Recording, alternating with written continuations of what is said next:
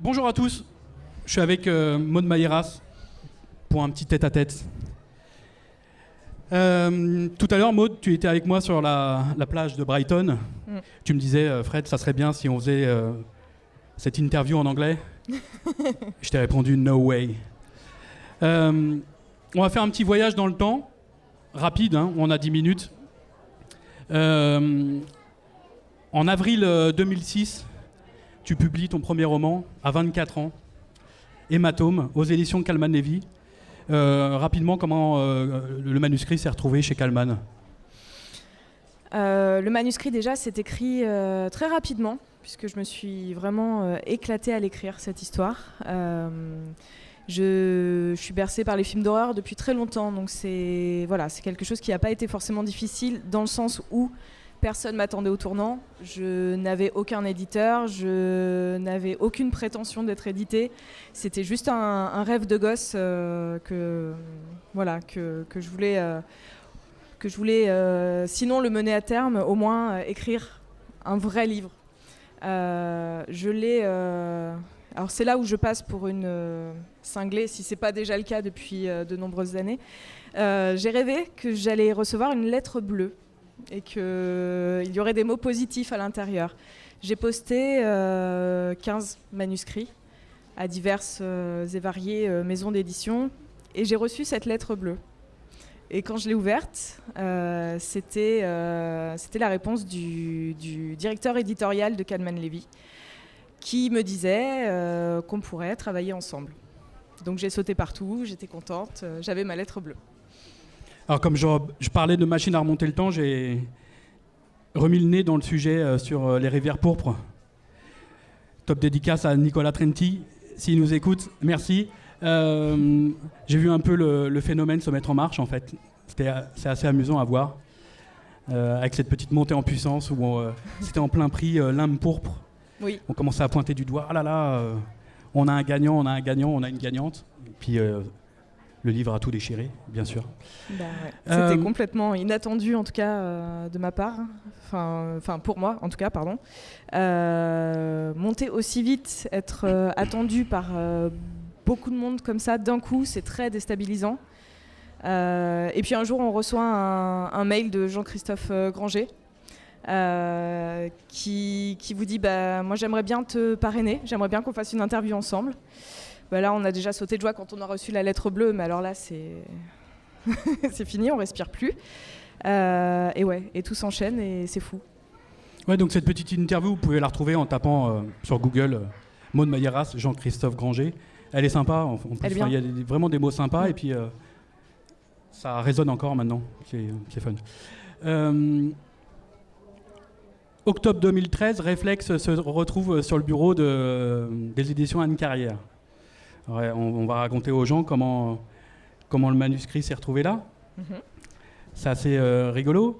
Je suis remonté dans le fil Facebook de nos conversations. Je crois que c'était en 2012. En novembre 2012, le 6 novembre 2012, même si je ne dis pas de bêtises. Ouais. T'es aussi cinglé que moi, en fait. On discute ensemble et tu me dis que tu as un nouveau manuscrit.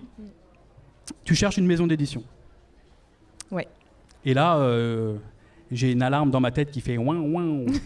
Et j'en parle à Stéphane Carrière, ouais, en lui disant voilà, Maud Mayeras cherche une maison, est-ce que son manuscrit t'intéresse ? Je passe le mercredi suivant déposer le manuscrit dans le bureau de Stéphane Carrière, et le vendredi, il me dit ça m'intéresse. C'est une histoire de fou aussi, ça. Il m'appelle 2 jours après, et on se met à travailler, et je trouve ma maison. Parce que c'est... Enfin voilà, on parle souvent des auteurs, mais il y a plein de monde autour. Il y a les blogueurs, il y a aussi les éditeurs. Et parfois, on tombe sur la bonne personne. C'est comme un coup de foudre. Je parle souvent de ça quand je parle de lui, mais c'est un vrai coup de foudre professionnel. Parce que c'est un mec formidable qui chouchoute ses auteurs, qui les fait grandir, qui a un vrai rôle d'éditeur, Je l'appelle le débugger, il va me tuer s'il l'entend, mais, mais tant pis pour lui. Voilà, il traque la moindre faille, la moindre erreur, la moindre petite chose qui fait cric dans le mécanisme, et on travaille. Et c'est un vrai boulot de titan. Et voilà, moi on en ressort grandi forcément à chaque fois. Alors c'est juste une petite histoire sympa que j'ai voulu évoquer parce que quand vous avez le bon contact, quand vous avez un contact éditorial et un contact avec des auteurs, vous avez à tout niveau moyen, en tant qu'humble lecteur ou humble blogueur, de jouer l'intermédiaire, de faire en sorte qu'un bon manuscrit et qu'un auteur, au minimum, fasse une bonne rencontre avec un bon éditeur. Donc l'histoire de Réflexe, elle est assez sympa parce que ça a été au-delà de la bonne rencontre. Et voilà. On peut parler du point commun qu'il y a entre Hématome et Réflexe rapidement. Absolument. 2 héroïnes. Oui. C'est à la première personne. Oui. Il y a beaucoup de... On tourne autour du sujet de la maternité. Beaucoup de choses qui sont assez viscérales. Oui. La maternité est beaucoup plus abordée dans Réflexe. Puisque quand j'ai écrit Réflexe, j'étais enceinte jusque-là, à peu près. Et mon fils est né pendant l'écriture de Réflexe, et j'ai dû terminer le roman quand il était tout petit. Il dormait à côté de moi sur mon canapé, ce qui me permettait d'écrire des chapitres très courts, puisqu'il se réveillait comme un bébé, toutes les 3 heures. Et voilà, donc c'est quelque chose... J'avais besoin de parler de ces angoisses-là. J'en parle souvent parce que pour moi c'est vraiment important. J'avais besoin d'extérioriser ces choses-là, parce que on le dit pas quand on est une maman, parce que c'est un sujet tabou, mais le fait d'éduquer un enfant, le fait d'arriver à faire grandir un enfant, c'est une némésis. Enfin, c'est vraiment quelque chose pour lequel on doit lutter et contre lequel on doit lutter aussi. C'est un travail de toute une vie derrière. Donc oui, je crois que c'est quelque chose qui me travaille beaucoup. Autre point commun avec Hématome, ce sont 2 histoires où on n'a pas de repère géographique. On peut le dire maintenant parce qu'on va aborder en exclu. Yvan, il va pouvoir se boucher les oreilles parce qu'il veut rien entendre là-dessus. Mais tu vas aborder une sorte de virage avec ton 3e roman parce que c'est plus une héroïne, c'est un héros. C'est un héros. Donc ce n'est plus à la première personne. Je dis donc, mais tu aurais pu faire un roman sur un homme à la première personne. Alors non seulement c'est un héros, mais il est plus... même s'il est central dans l'histoire, il y a des personnages autour qui ont beaucoup plus... qui vont avoir quasiment autant d'importance que ce personnage-là. Donc il y a 4, voire 5 personnages qui vont être très importants. Donc, vu qu'on parle de ce 3e roman, on peut déjà en montrer la couverture. Lux, apparaître au mois d'octobre. Si je ne dis pas de bêtises, c'est un jour spécial. Alors, c'est pas fait exprès, mais le 6 octobre, c'est le jour de mon anniversaire. Avis à ceux qui l'entendent, c'est mon anniversaire. Donc, je suis ravie qu'il sorte enfin. Le 6 octobre, en autre jour. Ça n'a pas d'importance. 10 ans après la sortie d'Hématome. Il y a un double anniversaire qui est assez sensas. Ouais.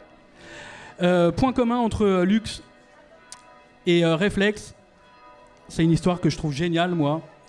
La couverture de Réflexe, c'est, si je dis pas de bêtises, tu m'arrêtes, tu me jettes le verre d'eau à la tête. C'est une photo de Philippa Berch. Hi Philippa. Tu as choisi cette photo tu as choisi la photo de Réflexe, pardon, pour illustrer le bouquin. Oui. Et je ne connaissais pas du tout Philippa. L'histoire de cette première photo, c'est une photo que j'ai prise pour illustrer ma page Facebook, puisqu'au départ, Réflexe devait s'appeler Les Louves. Et cette photo-là, elle m'a tapé dans l'œil. Je peux pas, voilà, c'est viscéral. On parlait de viscéral tout à l'heure. C'est très profond. Cette photo-là m'a fait quelque chose.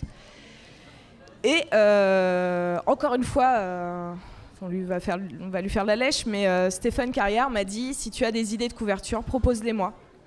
Je lui ai envoyé cette photo en me disant pertinemment que jamais il me dirait oui, on va prendre ça. Et elle était noyée dans un tas de 5-6 autres photos. Et il m'a dit, Banco, je veux ça.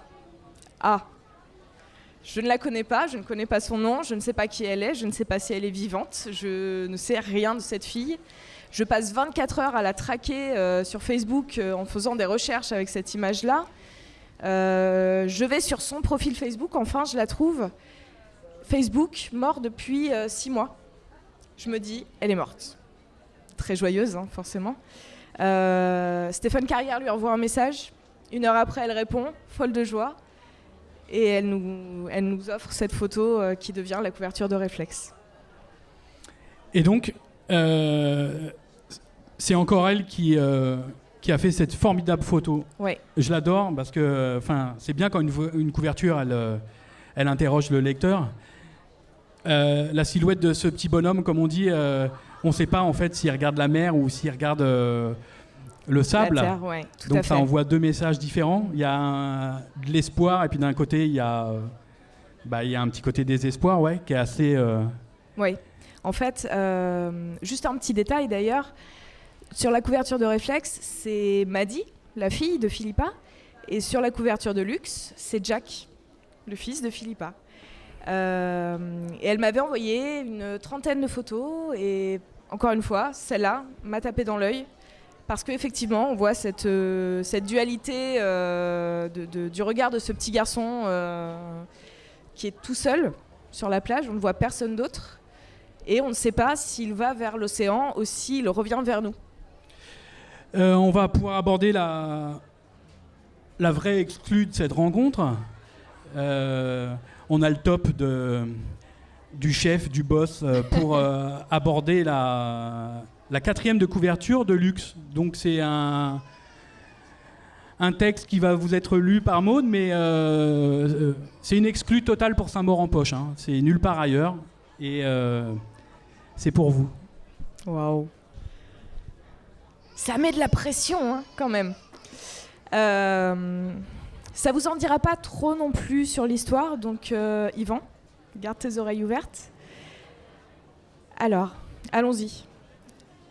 C'est l'histoire d'un retour, d'une sentence et d'une vague qui monte à l'horizon. 2016, Antoine Areld débarque à Ceduna, dans les terres arides du sud de l'Australie. 20 ans auparavant, il a passé un été dans cette petite ville perdue. Et en l'espace de 3 mois, qui l'ont vu quitter l'adolescence, il a connu la joie, l'amitié, l'amour et l'horreur. Aujourd'hui, il est un homme. Il n'a pas oublié et il n'a rien pardonné. Mais la justice prend d'étranges et d'inquiétantes couleurs à la lumière de l'apocalypse. Tadam. Tadadam. Voilà, et les 4 petites dernières lignes qui seront sur la couverture. Balade meurtrière sur fond de fin des temps, Luxe est le roman de la confirmation d'une jeune auteure au sommet de son art. Voilà, on vous donne tous rendez-vous en octobre 2016 pour soutenir la sortie de ce 3e roman Luxe, qui est formidable. Merci à vous. Merci.